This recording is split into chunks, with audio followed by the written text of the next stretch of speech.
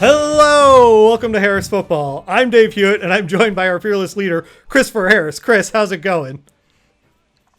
It is going fearlessly because we have fearless predictions for people. Therefore, I am fearless. So we're fearlessly going to run through a prediction for each position, and we're going to talk about whether or not we're drafting these guys on our actual teams. We're going to start off Let's do it. at quarterback. Tell me about Joe Burrow. What's your fearless prediction for Joe? So my fearless prediction is that it's all going to be okay, Dave. That there's so much negativity around Joe Burrow, and I know I spend all summer telling people that we should be paying attention to the negative that teams can't prevent from coming out of training camp, and it's fine. It's fine. I've seen Jamar Chase drop the ball. I've seen Joe Burrow not be there for all but the last preseason game. I've heard that he hasn't felt awesome all the time at training camp, and I get it. I think it's fine to suppress his value a little bit. My fearless prediction is that he's going to be okay, that he's a good player. He was probably never as good as the announcers were getting really excited those first couple of months before he tore an ACL last year. I acknowledge that maybe he feels a little less mobile, that his knee is a little not quite under him.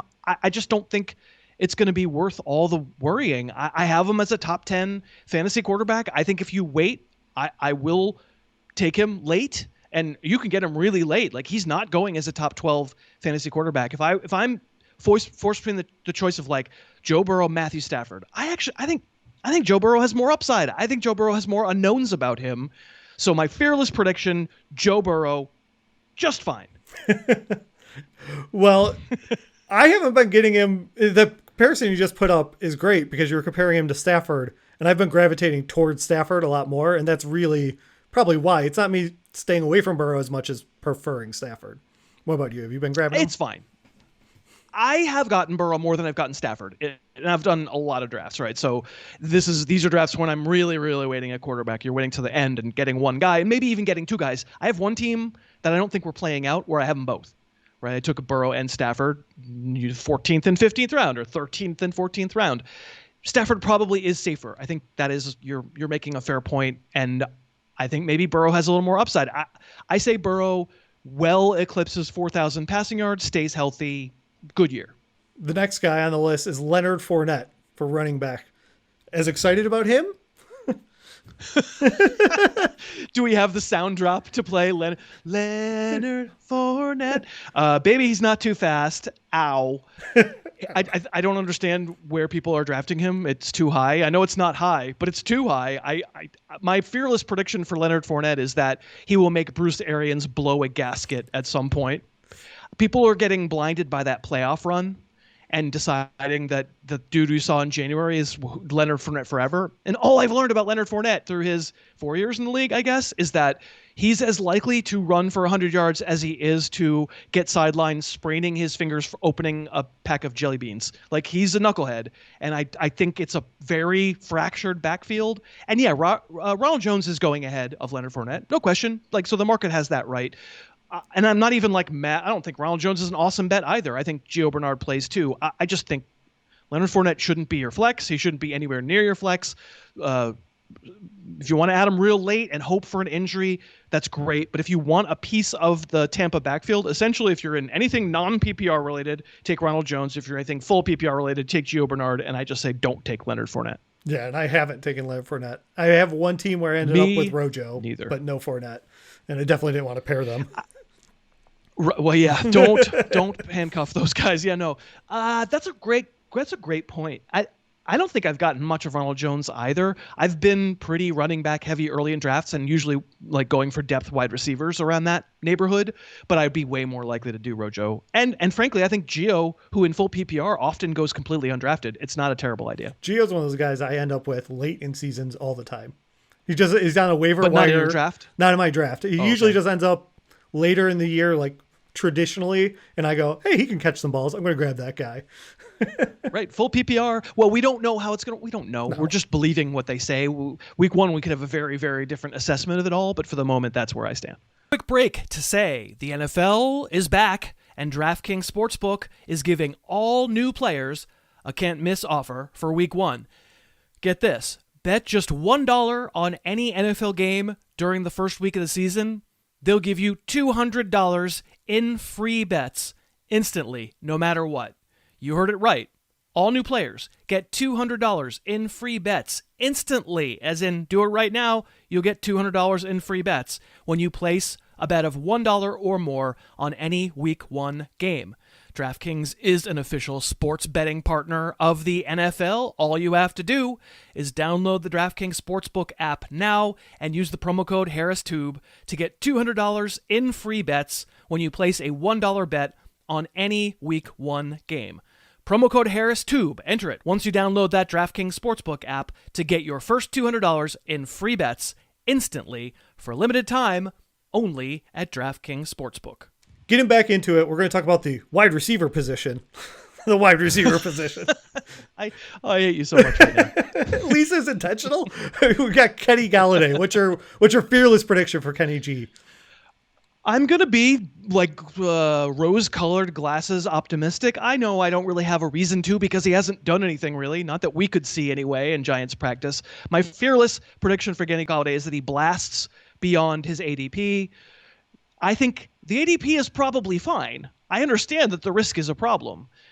It just feels like we turn ourselves into knots. We twist ourselves into crazy pretzel shapes, worrying. And some guys, it winds up being right. But every guy we worry about isn't going to have a bad year. Every guy we worry about and think of extra risk isn't going to be terrible. And Galladay's injury, it doesn't feel directly related to the hip problem that he had last year as a pulled hamstring.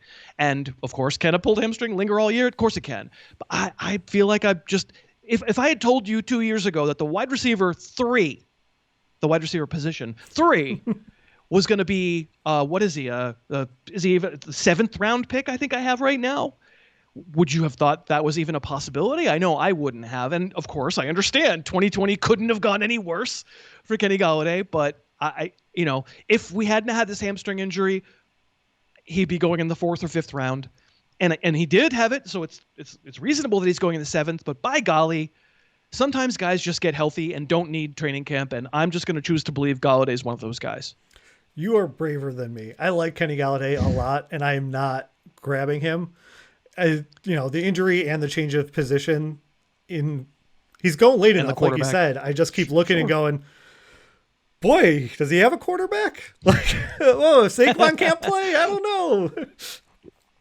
Right. There's a lot of things that could go wrong, but that just feels absolutely priced into the 7th round for someone this good. So it's risky, but I'll say, if you asked me in the top 7 rounds, the player that I have on more teams than any other, it'd be Josh Jacobs. But after that, it'd actually be close. It might actually be Kenny Golladay. I find myself being willing to take on that risk. And then for tight end, you're willing to take on, well, it's not a risk. Why would I say willing to take on the risk? Noah Fant, your next prediction. Well, yeah, my fearless prediction about Noah Fant is that he already went to college with TJ Hawkinson. They were already on the same team. It seems like their first 2 years have gone very similarly. There's all this excitement and hope for TJ Hawkinson, and everybody with Noah Fant is like, oh, and over there's wet fart Noah Fant. And my prediction is that his season will look very much like TJ Hawkinson's, that Noah Fant's a really good tight end to wait on. He's another dude who has had his pre-draft stock kind of ruined by nagging injuries. But again, I don't know that we think it's like anything that's going to continue through the year. I don't know how we would know that. I talk about it being category 2. Like category 1 is all the knowable stuff. And then category 2 is the potentially strained tendon that someone has in their hand that I don't know about. Fant is a really good player, and everything that you and the listeners and watchers and everybody thinks about TJ Hawkinson should apply to Noah Fant. And the main reason people love Hawkinson is they go, oh, look at that receiving core. Oh, well, I mean, who's the number 1 receiver? It's TJ Hawkinson. That's usually not how it works out. Yeah. It's just not. Some Lions receiver is going to show up and get 100 targets, and then some other Lions receiver is going to show up and surprise us with 90. And Hawkinson's going to be a nice story and good, and I like him very much, but I don't think it's some like miracle solution to have a tight end be on a team with quote unquote no wide receivers, because wide receivers always show up. So rather than being negative on Hawkinson, which I'm not, I'm basically saying where you take Hawkinson, I'm actually okay taking Fant too. Terrific prospect, really great athlete. Teddy Bridgewater, sure. I don't know. Maybe, sure. Like if I'm going to wait at tight end, Noah Fant would be somebody I'm waiting for. Yeah, I haven't ended up with Noah Fant yet, but I bet if we were doing this after this weekend, I probably will. I've got, I don't know, 3 more drafts. I can't even track. I've got drafts like every night from here on out. I'll probably end up with Noah Fant before the weekend. Yeah, because, well, Hawkinson, goes in the 6th round, 7th round. Yeah. He's like, Hawkinson's expensive, and Noah Fant just isn't. And this isn't an argument to take Noah Fant where you have to take TJ Hawkinson.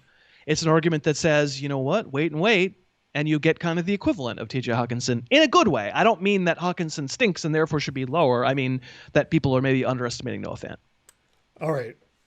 Position never to underestimate, kicker. What's your fearless prediction for a kicker, Chris? What you got?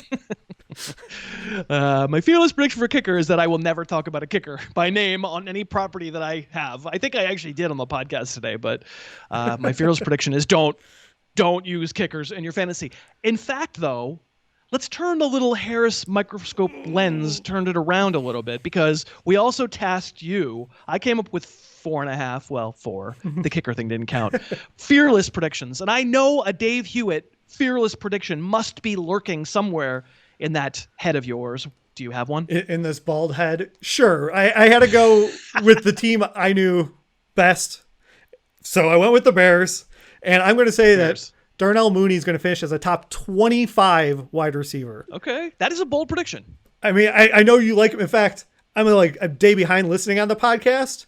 And I thought I knew all your late round guys because we did a video on that. And the podcast was different. And you brought up Mooney. And I was like, oh, Chris, he stole my prediction. Also, I mentioned Mooney in the video that we did about the Antonio Brown phylum as a potential future member. The raw materials are really interesting. Yeah, and I'm just hoping for better quarterback play. You know, I was a Bears fan last year, kept saying this is the worst 5-1 team I've ever seen to start the year. I was just saying this is terrible.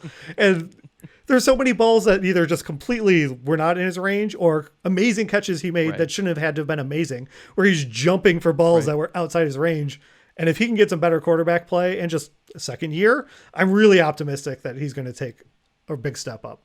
And so the theory there, I think you're not like saying, and therefore take Darnell Mooney before you take Allen Robinson. The theory is like, let's hopefully get 2 Bears receivers up into that borderline wide receiver 2 range, and we'd be happy. Yeah, as this Bears fan, I'm wish casting, but he's going in the 11th round, 10th round. Grab him there and just swing for high upside.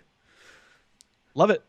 And that'll do it. We fearlessly made it through. Thank you all for watching. Like, subscribe. Any predictions you got, leave them down below. See you real soon.